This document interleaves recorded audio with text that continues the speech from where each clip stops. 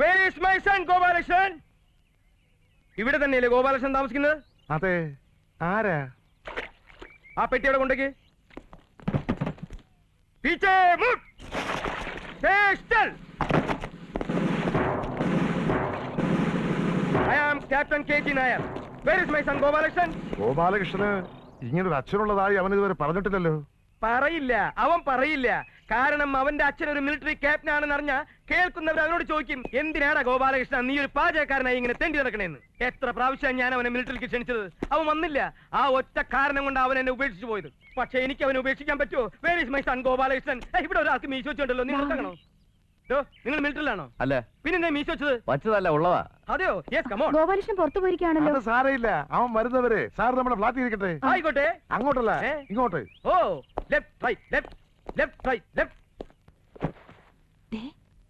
ഇയാൾ യുദ്ധത്തിന് പോയിട്ടുണ്ടെന്ന് ചോദിക്കുവോ?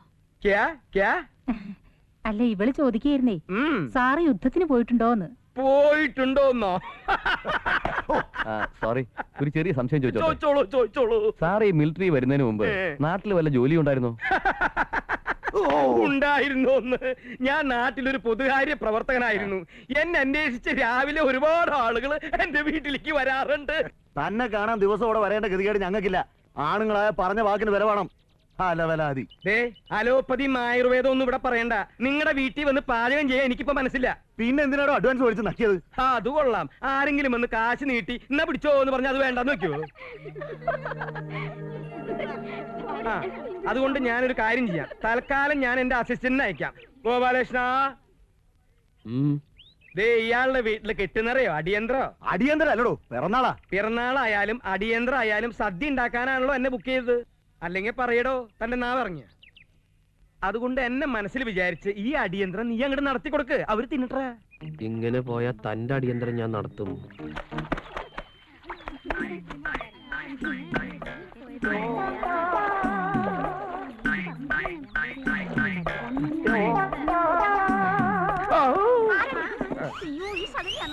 അയ്യോ, ഇത്തിരി പൂന്തോട്ടി പറിക്കാൻ വന്നതാ മക്കളെ. ഒരു പതിവ്രതകള്.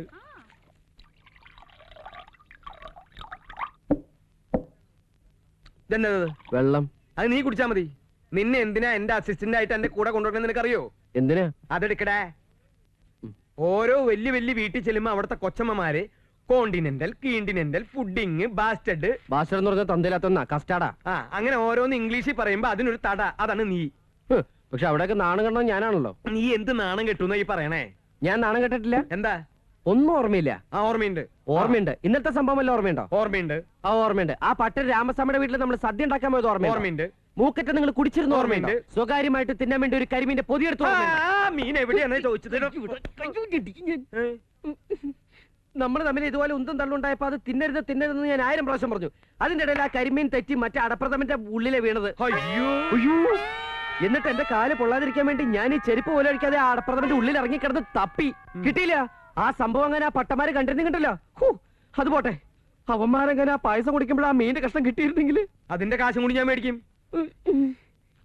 ഇനി ഞാൻ ഇവിടെ നിന്ന് കൊലപാതകയാവും. ഒരു സ്മോൾ അടിച്ചിട്ട് പോടാ. അടിച്ചന് അച്ഛന്റെ പ്രായം ഉണ്ടായി പോയി. ലാസ്റ്റ് സപ്പറോടോ.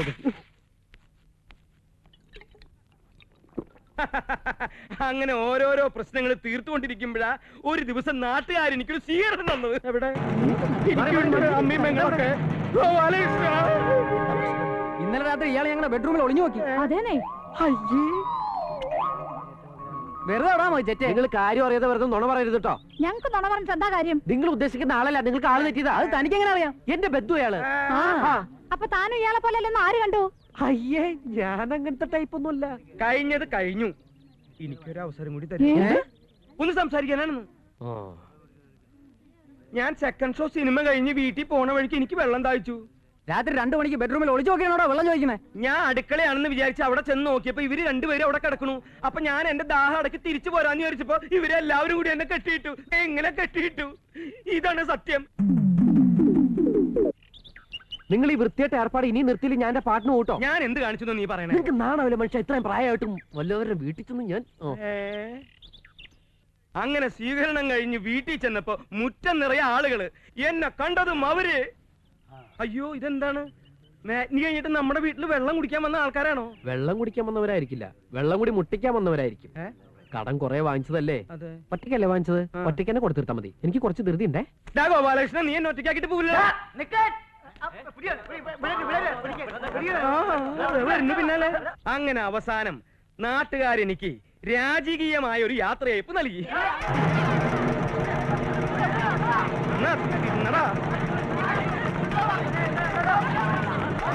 ഇത്രേ ഓട്ടുണ്ടെങ്കിൽ വല്ല ഏഷ്യാഡിന് പോയി ഒരു മെഡലെങ്കിലും വാങ്ങിച്ചോളാം.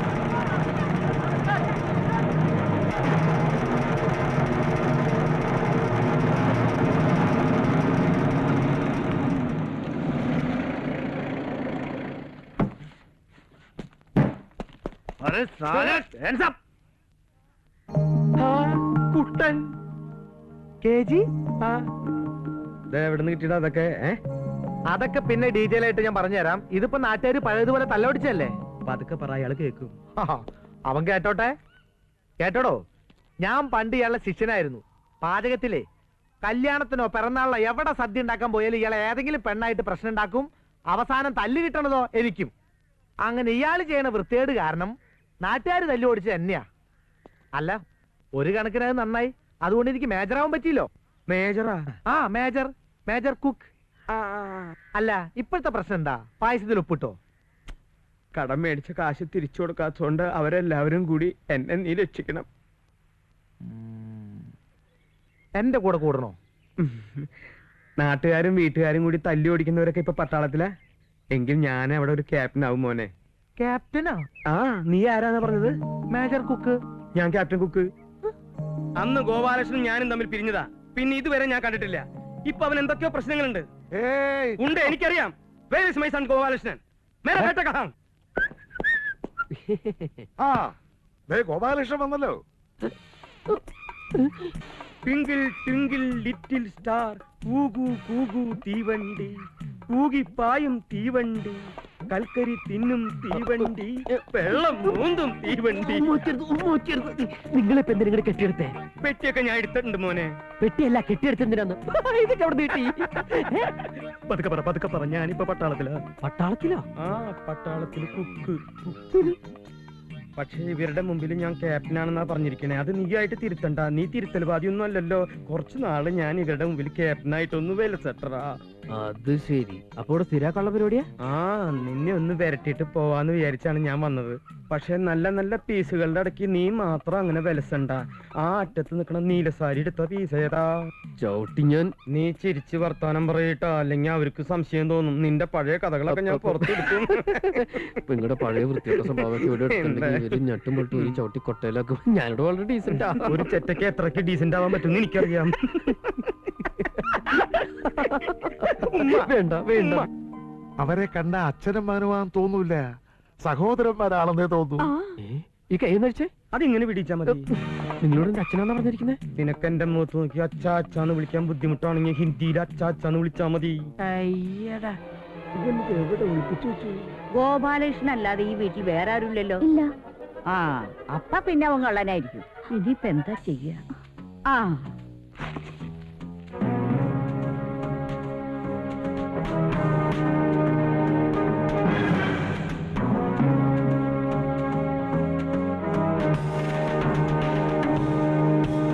അയ്യോ അയ്യോ അയ്യോ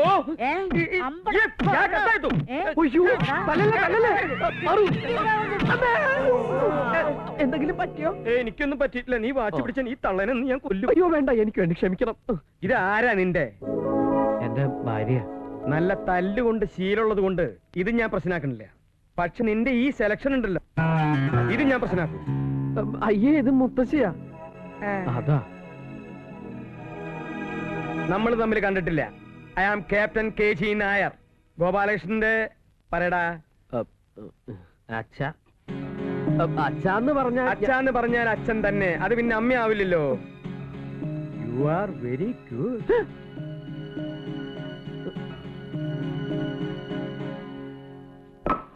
മോളൊന്നുകൊണ്ട് വിഷമിക്കണ്ട. ഇതൊരു തട്ടിപ്പായിരിക്കും നിന്നെ തോൽപ്പിക്കാൻ. ഇയാൾ ആരെന്ന് ഞാൻ കണ്ടുപിടിച്ചോളാം. 503 speaking. 503 speaking. Over. 007 speaking. Over. ഞാൻ പോന്നോണ്ട് അവിടെ പ്രശ്നമൊന്നുമില്ലല്ലോ. സാറ് പോയ വിവരം കേണൽ സാർ അറിഞ്ഞിട്ടില്ലേ സാർ? ചോടോ, ഇന്ന് എത്ര പേരുണ്ട് ക്യാമ്പില്? 25 ഉള്ളൂ സാർ. ഇന്ന് എന്തൊക്കെ ഉണ്ടാക്കി? ചപ്പാത്തി ചൂടാൻ തുടങ്ങണുള്ളൂ സാർ. എത്ര എണ്ണം ചുട്ടു? 25 എണ്ണം ചുട്ടു. എടാ, ഒരു 50 എണ്ണെങ്കിലും ഒറ്റയടിക്ക് ചുട്ടു തള്ളിയാലേ നമ്മൾ പട്ടാളക്കാർക്ക് ഒരു വിലയുള്ളൂ. എന്താ എണ്ണം കുറയാൻ കാരണം? സാറേ, ഗ്യാസ് എത്താൻ വൈകി. എടാ, നമ്മുടെ ക്യാമ്പിൽ പെട്രോൾ ഇരിപ്പില്ലേ? ഒഴിച്ച് കത്തിച്ചൂടെ? എന്താടാ ഒരു ശബ്ദം? ഈ ശബ്ദല്ലേ? അതൊരു കോഴിയാണ് സാർ. ഇതുവരെ കൊന്നില്ലേ? എന്നെ കൊല്ലാനാ. അയ്യോ, കൊല്ലാൻ കത്തി കിട്ടിയില്ല. എടാ, ഒരു പട്ടാളക്കാരൻ എപ്പോഴും ആയുധം കൂടെ കൊണ്ട് നടക്കണം. എപ്പോഴാ ഉപയോഗം വരാന്ന് പറയാൻ പറ്റുമോ? ഈശ്വരാ രക്ഷിക്കണേ. സാറേ, കത്തി കിട്ടിട്ടോ? എങ്കിൽ ഉടനെ കാച്ചടാ. എങ്കിൽ ഞാൻ പിന്നെ വിളിക്കാം. ഇതേതാ ഈ സാധനം? അയ്യോ, ഈ തള്ള എന്റെ വീട്ടിലാണല്ലോ. ആ, പോരട്ടെ പോരട്ടെ. അമ്മായിക്ക് ആത്മഹത്യ ചെയ്യാനാണ് പ്ലാനെങ്കിൽ എന്നോടൊരു വാക്ക് പറഞ്ഞാ പോരെ? ഞാൻ പുഷ്പം പോലെ പൊക്കിയെടുത്ത് താഴ്ത്തിക്കിടില്ലേ? ഞാൻ താഴ്ത്തിക്കിടട്ടെ? വേണ്ട. അതെന്താ വേണ്ടാട്ടെ? വേണ്ട അതന്നെ.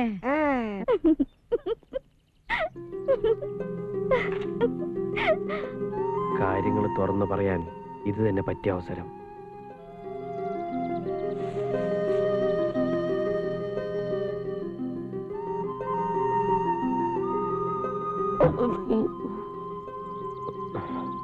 ഓ, ബലിത ബിന്ദുക്കൾ. കാമുകൻ കാമുകിയോട്, കരളെ നീ എന്റെ ഉള്ളിൽ അഗ്നിയായി പടർന്നു കഴിഞ്ഞു. കാമുകി, സാരമില്ല, എന്റെ അച്ഛന് ഫയർഫോഴ്സിലാണ് ജോലി. നല്ല തമാശ.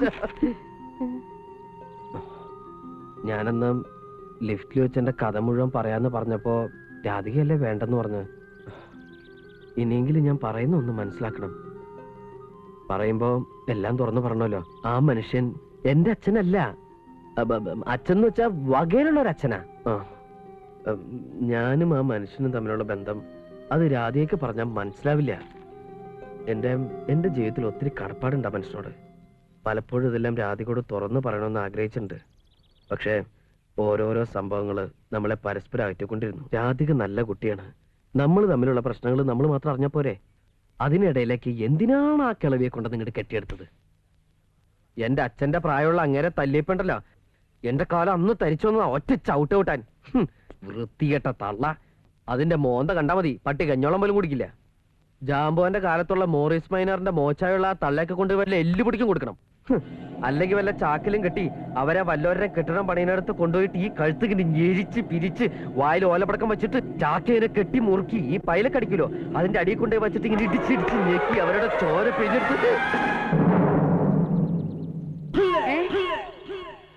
എടാ, ഞാൻ ഇവിടെ തന്നെ ഉണ്ടറാ. നിന്നെ എന്തെങ്കിലും എന്റെ കൈ കിട്ടും.